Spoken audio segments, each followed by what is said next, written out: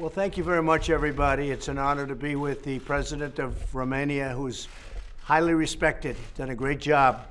And I hear there's a little political season going on in Romania, but I would imagine you're going to do very well because you're very talented, you love the people, and we've had a great relationship with Romania. The United States and Romania have gotten along better than ever before. So I want to thank you for that. And we have a big trade business going on, to be honest with you. We do a lot of trade with Romania, and they're very talented people. We buy, they buy, and you have a lot of Romanian people in the United States, very importantly, and they're tremendous people. They work very hard, very, very successful.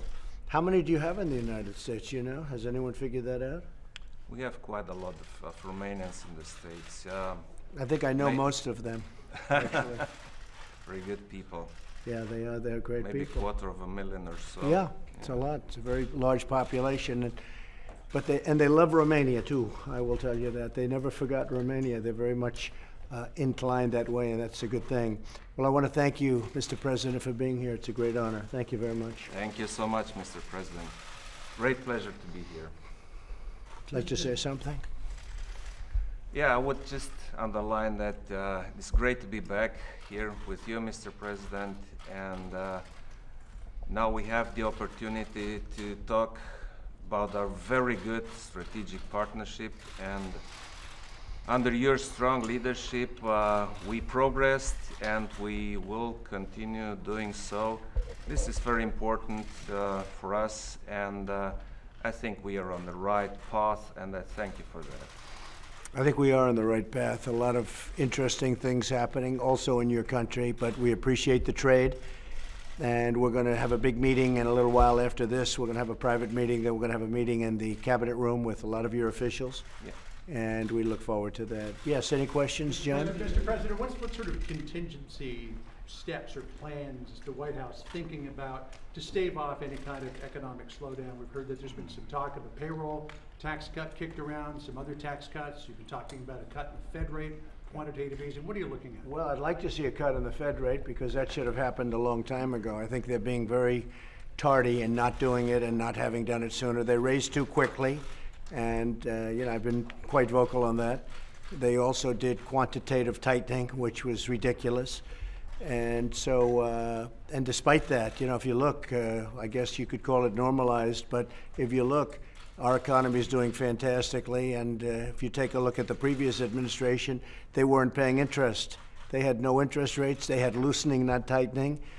And frankly, it's a big difference, and our economy is incredible. Our jobs, you look at the jobs market, but you have to be proactive. And so we really need a Fed cut rate, because if you look at what's going on with the European Union, as an example, they're cutting. You take a look at Germany, what they're doing and what they're paying. I mean, they're actually doing something inverse they've never seen. Nobody's ever seen it before. We have to at least keep up to an extent. So right now, we're paying a very much higher rate of interest, and we didn't follow the world. And generally speaking, that's okay, but you can't have that much of a disparity. So we're looking for a rate cut. We could be really greatly helped if the Fed would do its job and do a substantial rate cut. Also, they were doing quantitative tightening. Very bad to do. They should do easing, actual easing, no tightening, or at a minimum, they should be doing nothing about that.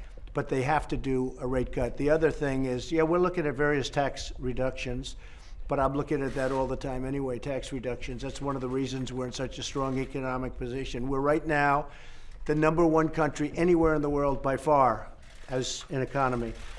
Europe's got a lot of problems, and Asia's got a lot of problems. You look at China, China's had the worst year they've had in 27 years, and they want to make a deal with us, but I can tell you I'm not ready to make a deal unless they're going to make the right kind of a deal. I'm not ready to make a deal, so I don't know, but I will say this, something will happen, maybe soon and maybe a little bit later, but China very much wants to make a deal. What kind of tax cuts would you look at?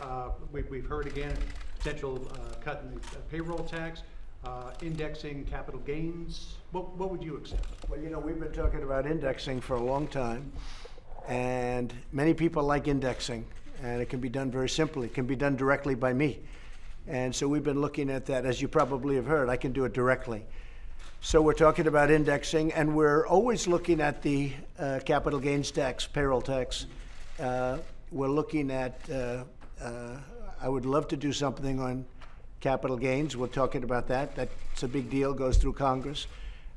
Payroll tax is something that we think about, and a lot of people would like to see that, and that very much affects the workers of our country, and we have a lot of workers. Right now, by the way, we have more people working today than we've ever had before in the history of our country. We have almost 160 million people working today.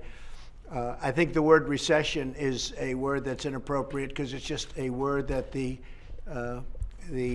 certain people, I'm going to be kind, certain people in the media are trying to build up because they'd love to see a recession. We're very far from a recession.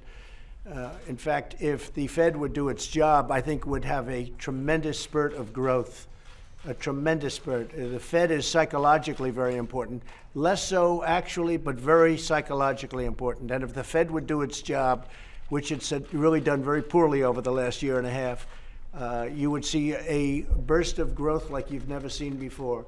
And that would be lowering interest rates and maybe putting some, if you look at what China is doing, if you look at what Germany is doing, if you look at what so many countries are doing, putting some money in because we want to compete with these other countries. So I think that we actually are set for a tremendous surge of growth if the Fed would do its job. That's a big if, frankly. But the Fed should be cutting, and I would say they should say at a minimum 100 basis points over a period of time, not at one time, but over a period of time. Does the U.S. economy really need a stimulus? Mr. President, can a country afford tax cuts when we're already running? Well, I'm not talking about doing anything at this moment, but indexing is something that a lot of people have liked for a long time, and it's something that would be very easy to do. And a lot of people have been talking about indexing for many years, and it's something that I am certainly thinking about. I can say that a majority of the people in the White House at the level that does this kind of thing, they like indexing. So it is something I'm thinking about.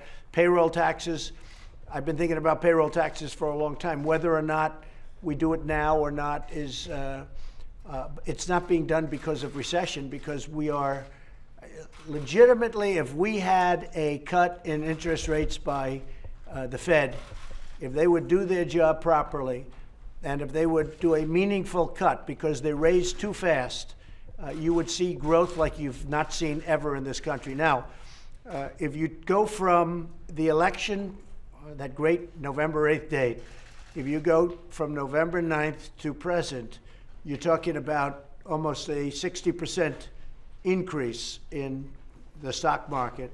You're talking about unemployment numbers that are the lowest in history in many categories, and overall almost the lowest ever in the history of our country. I think it was 1969, and we are set to surpass that number. I mean, our country is doing very well. When I spoke to the president, we were just walking in, and he said, "Congratulations on the great success of your economy and your country," and I appreciated that, but our country is doing very well. Mr. President, would you agree strengthening American military forces in Romania? Well, it's one of the things we'll be talking about today. I assume you might be bringing that up, but it's something we'll talk about. Mr. President, President, next year you host the G7. Would you like to have Vladimir Putin back in the G7, make it the G8 again? So it was the G8 for a long time, and now it's the G7. And a lot of the time we talk about Russia. We're talking about Russia because I've gone to numerous G7 meetings.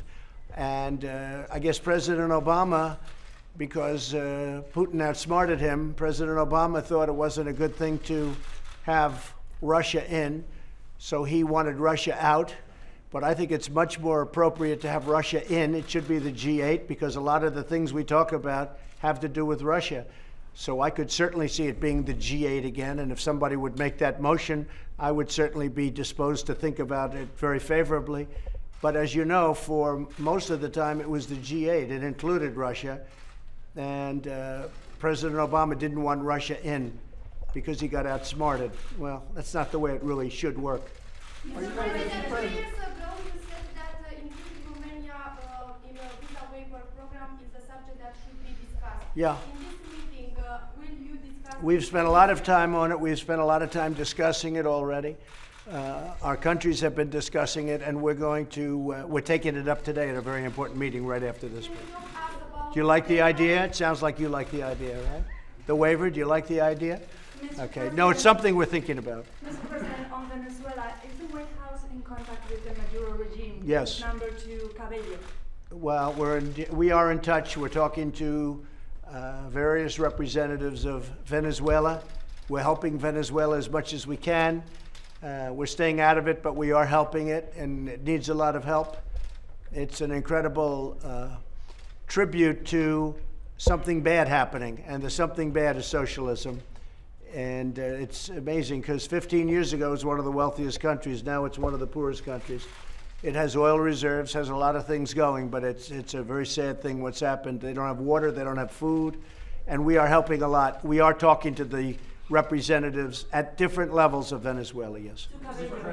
I don't want to say who, but we are talking at a very high level. What's the status of the trade deal that you want to seal with Boris Johnson at the G7? So I spoke with Boris Johnson. I think he's going to be a great prime minister. I think he's going to do a fantastic job. I've known him. A lot of people know that we have a very good relationship. I think he'll be far superior. I think he'll do something that will be I think he's going to be very important for the UK. I think he's going to be very important. Dealing with the European Union, I hate to say this to you, but dealing with the European Union is very difficult. They drive a hard bargain. They're represented by Jean-Claude, who is a friend of mine, but he's a tough man. He's a very, very tough man, and he's a great negotiator. And we have all the cards in this country because all we'd have to do is tax their cars, and they would give us anything they wanted because they send millions of Mercedes over, they send millions of BMWs over. But we're talking to the European Union. We're going to see if we can work something out. But I will say this, dealing with the UK, they have not treated the UK very well. That's a very tough bargain they're driving, the European Union. It's a very tough bargain. And I think that UK has the right man in charge right now, the right person in charge in the form of Boris. And if I could turn to Afghanistan, what is your current thinking on pulling out the United States? Well, we're talking to the government of Afghanistan. We're talking to the Taliban, and we're talking to others. And we're looking at different things. We've been there for 18 years. It's ridiculous. We have taken it down a notch. We're at about 13,000 people right now, 13,000 Americans. NATO has some troops there too, by the way. And we're having good discussions. We'll see what happens. We'll see what happens. Look, it's 18 years. We're not really fighting. We're almost more of a police force over there. It's been so many years, but we're like a police force, and we're not supposed to be a police force. And as I've said, and I'll say it any number of times, and this is not using nuclear, we could win that war in a week if we wanted to fight it. But I'm not looking to kill 10 million people. I'm not looking to kill 10 million Afghans, because that's what would have to happen. And I'm not looking to do that. But it's a war that has been going on for almost 19 years now. And frankly, it's ridiculous. But with that being said, it's a dangerous place, and we have to always keep an eye on it. Sounds like you'd like to pull completely out if you could. I'd like to look at various alternatives. One of the alternatives is going on right now. We're talking about a plan. I don't know whether or not the plan's going to be acceptable to me, and maybe it's not going to be acceptable to them. But we are talking. We have good talks going, and we'll see what happens. This is more than other presidents have done. But we have brought it down. We are bringing some of our troops back, but we have to have a presence. Yes, Mr. John? President, could you clarify your position on enhanced background checks? After El Paso and Dayton, you seem to be fully in support of enhanced measures. When you were leaving Bedminster, you seemed to suggest that we already do have strong background laws, which a lot of people read as you dialing back. Well, we the way do you have. said. I mean, I'm not doing that to be cute. We have very, very strong background checks right now. But we have sort of missing areas and areas that don't complete the whole circle. And we're looking at different things, and I have to tell you that it is a mental problem, and I've said it 100 times. It's not the gun that pulls the trigger, it's the person that pulls the trigger. These are sick people, and it is also that kind of a problem. And we're looking at mental institutions, which we used to have. Like, as an example, where I come from in New York, they closed up almost all of their mental institutions, or many of them, and those people just went onto the streets, and they did it for budgetary reasons. Well, New York is not unique. They've done that in many places. Would you support either of the House bills that were passed? Well, earlier this I'm year? not going to get into that, but we are in very meaningful discussions with the Democrats, and I think the Republicans are very unified. We are very strong on our Second Amendment. The Democrats are not strong at all on the Second Amendment. I would say they're weak on the Second Amendment, and we have to be careful of that. The Democrats would, I think they'd give up the Second Amendment. And the people that, a lot of the people that put me where I am are strong believers in the Second Amendment, and I am also. And we have to be very careful about that. You know, they call it the slippery slope. And all of a sudden, everything gets taken away. We're not going to let that happen. For President Yohannes, will you discuss, Yeah, go ahead, please. For President Yohannes, will you discuss the issue of the fight against corruption in Romania with President Trump? Will you discuss this issue? Well, I hope so, because we have good results, and I want to share those with President Trump. What is your question? I was asking about the fight against. So nice to have a question about Romania. Yeah. So I asked you, will you discuss this issue, the fight against corruption, with the Romanian? Sure, I will. Sure. Last time you praised. Sure, I will. Of course, I will. Last time you praised. But I think that this is a man that can solve the corruption problem in Romania. And he's made big strides. From what I hear, I haven't been there recently, but he's made very big strides. And I think he's the man that can solve the corruption problem. There are a number of really terrific countries like Romania, but they have a tremendous corruption problem. And I've heard you've made tremendous progress. We did so. Yeah. Mr. President, what's the status of your foreign aid cut package? Do you still support cutting $4 Well, billion we're in looking foreign at aid? it, and we're looking at it in different ways, and we're talking to Republicans and Democrats about it, and certain things we can save, and certain things it probably could be, a penny wise. Maybe it's a penny wise. We'll see. But we are looking at it, and we have some things that are on the table very much, and we'll let you know over the next, probably sooner than a week. Mr. President, your administration has been taking steps to make it easier to discriminate against LGBT people in the workforce. Are you okay with those actions? Well, I just got an award and an endorsement yesterday from the exact group, in a group. They gave, you saw that, they gave me the endorsement yesterday, and I was very honored to, is it Log Cabin, the Log Cabin group, and I was very honored to receive it. No, I've done very well with that community. Some of my biggest supporters are of that community, and I think and I talk to them a lot about it. I think I've done really very well with that community. As you know, Peter Thiel and so many others they're with me all the way, and they like the job I'm doing. And I just got a big endorsement from the Log Cabin group. Yeah. Mr. President, you keep insisting that your trade war with China, the trade war with China, is not affecting the U.S. economy, but a lot of economists disagree with that, and they worry that if China goes into recession. Well, okay. Let me tell you something. Number one, we're doing very well as an economy, but somebody had to take China on. I read and I see so much, and I read so much, and I'll see these economists saying, "Oh, give up on China, give up." China's been ripping this country off for 25 years, for longer than that. And it's about time, whether it's good for our country or bad for our country short term, long term, it's imperative that somebody does this. Because our country cannot continue to pay China $500 billion a year because stupid people are running it. So I don't mind this question. Whether it's good or bad short term is irrelevant. We have to solve the problem with China because they're taking out $500 billion a year plus. And that doesn't include intellectual property theft and other things, and also national security. So I am doing this, whether it's good or bad, for your statement about, oh, will we fall into a recession for 2 months, okay? The fact is, somebody had to take China on. My life would be a lot easier if I didn't take China on, but I like doing it because I have to do it, and we're getting great results. China's had the worst year they've had in 27 years, and a lot of people are saying the worst year they've had in 54 years, okay? And frankly, I don't want that to happen. But it does put us in a good negotiating position, doesn't it? And China wants to make a deal, and that's good. But they have to make a deal that's fair to us. It can't be a deal that's not fair to us. And you should be happy that I'm fighting this and I'm fighting this battle, because somebody had to do it. We couldn't let this go. I don't even think it's sustainable to let go on what was happening. They were stealing all of our intellectual property ideas. The theft was incredible. They call it intellectual property theft. And they value it at $300 billion a year. Who knows how they value it? I know how to value dollars. I don't know how to value intellectual property theft. But they have experts that say it's at least $300 billion a year where they steal it. Somebody had to do something with China. Obama should have done it. Bush should have done it. Clinton should have done it. They all should have done it. Nobody did it. I'm doing it. So what do you say? Oh, my trade deals are causing a... My trade deals aren't causing a problem. This is something that had to be done. The only difference is I'm doing it.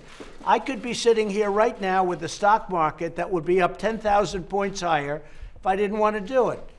But I think we have no choice but to do it. And a lot of people that really know, people that love our country, they're saying, thank you very much for taking it on. And we're winning because they're having the worst year they've had in decades. And it's only going to get worse. China's lost 2 million jobs in the last month and a half because they're moving. The people, the companies are moving to non-tariffed countries. They've lost over 2 million jobs in a very short period of time. They're going to lose a lot more jobs. And if I didn't help certain companies or American companies like Apple for a very short period of time, I may help them, only till they do what they have to do, which is probably move from China, because this would be a very short term. If I didn't help them, they would have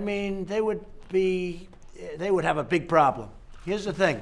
Somebody had to take on what China was doing to the United States economically. We're winning big. I took it on. And it should have been done by previous presidents, but I took it on. And I'm happy to do it because it had to be done. And the smart people say, thank you very much. And the dumb people have no idea. And then you have the political people, and they go with the wind. But they all know. Even Senator Schumer said, wow, Trump's doing a great job with China. I couldn't believe that. But Schumer thinks I'm doing the right thing, and he's doing the right thing by saying it, because he knows that China was a big economic threat. And they were taking all of that money that they were making from us, and they were building planes and ships and lots of other things.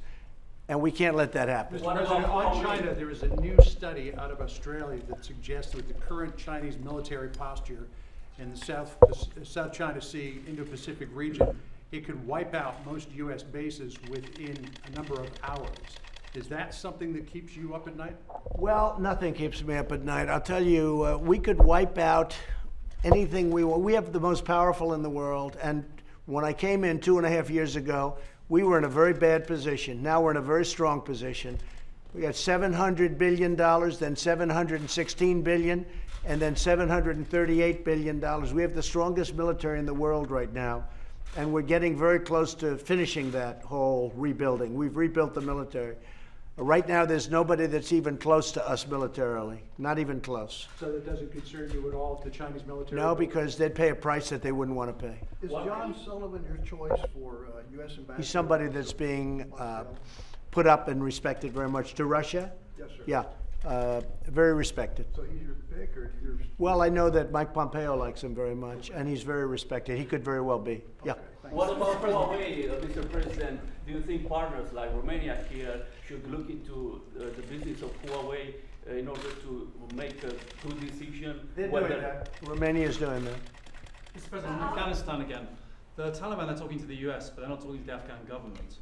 If the US were to draw down and the Taliban went on the offensive, would the US come and basically save the Afghan government? Well, the Taliban does not respect the government, the Afghan government. They have no respect for the Afghan government, and I understand that, and I know that. And they haven't been exactly getting along for a long period of time. But we've been a peacekeeper there in a way for 19 years, and at a certain point you have to say, that's long enough. I go to Walter Reed and I see young men that step on a bomb and they lose their legs, they lose their arms, in some case they lose both and their face on top of it. and they're living. And again, we could win that, but I don't want to do what we would have to do to win it. But would you? And I think most people agree with me on Would you that. commit to protecting the Afghan government? Right now, what we're doing is we're negotiating with the government and we're negotiating with the Taliban, and we'll see what happens from it, what's coming from it. I will say this, the Taliban would like to stop fighting us.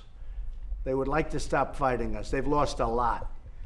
But we'll see what happens. And remember, it's a tough place.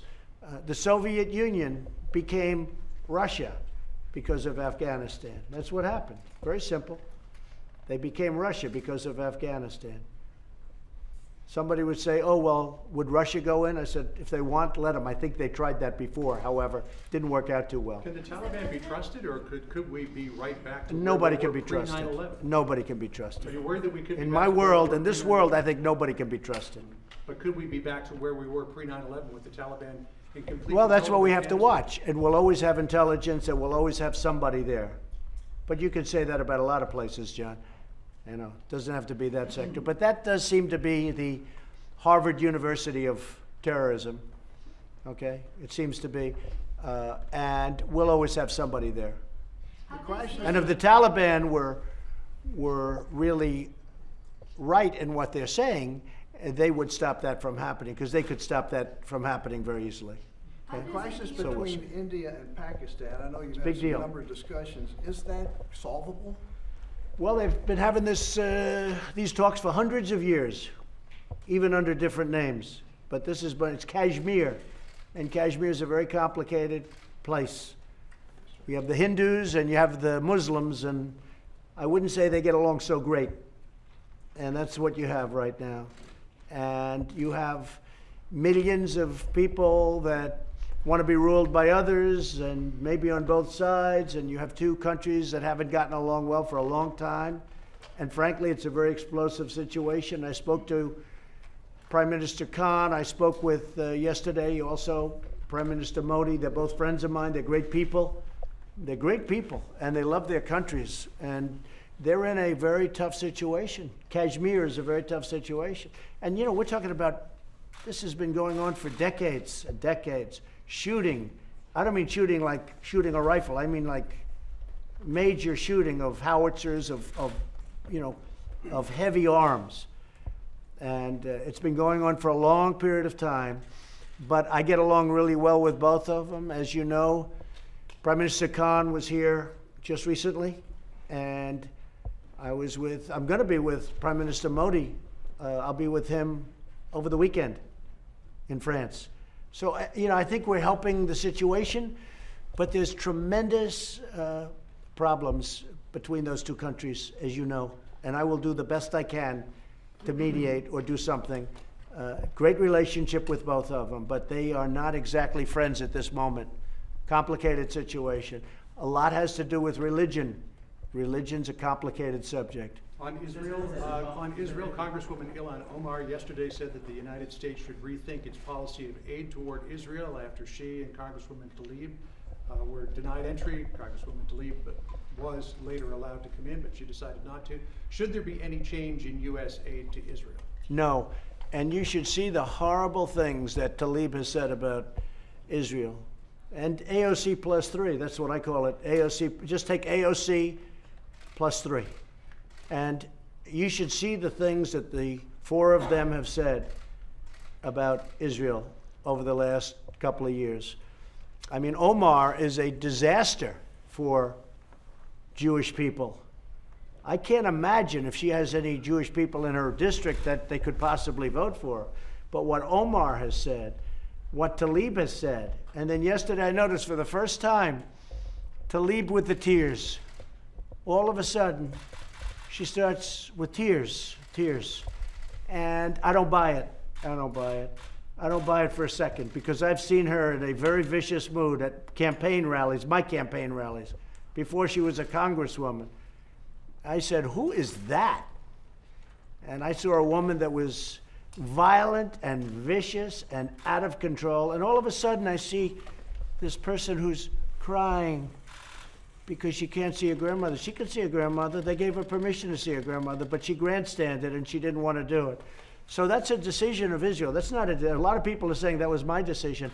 That's a decision of Israel.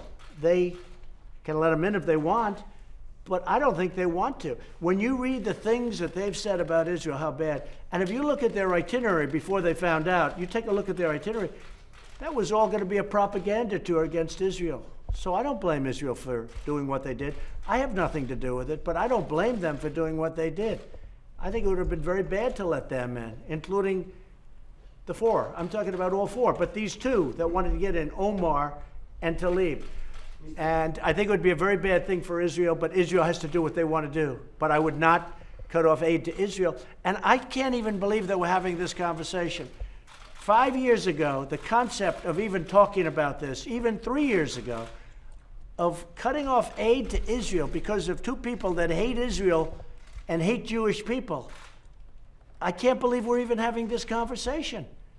Where has the Democratic Party gone? Where have they gone where they're defending these two people over the state of Israel? And I think any Jewish people that vote for a Democrat, I think it shows either a total lack of knowledge or great disloyalty. All right? Thank you very much, everybody. Thank you, Brian. Thank you, guys. Thank you guys very much. Thank you, Brian. We're leaving now.